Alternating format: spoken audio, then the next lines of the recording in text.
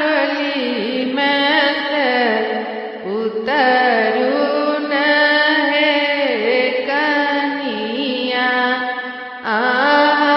डोली में से उतरू न है कनिया।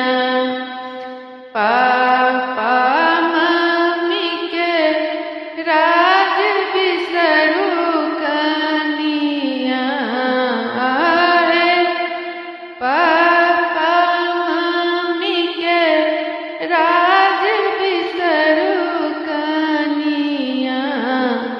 एलऊं ससुर जी के राज में है कनिया।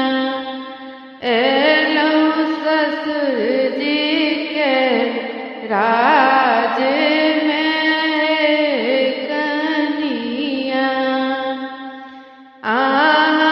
डोली में से उतरू न है कनिया।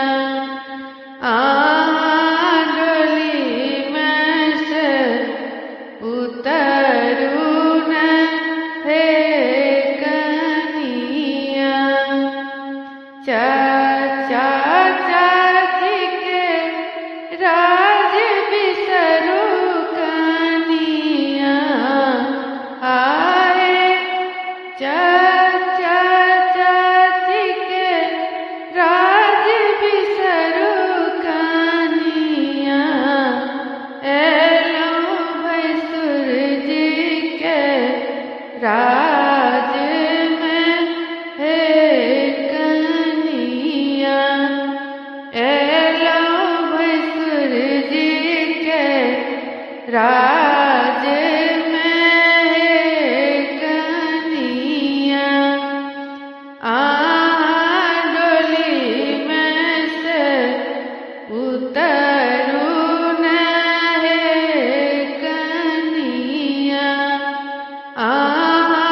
डोली में से उतरू न है कनिया।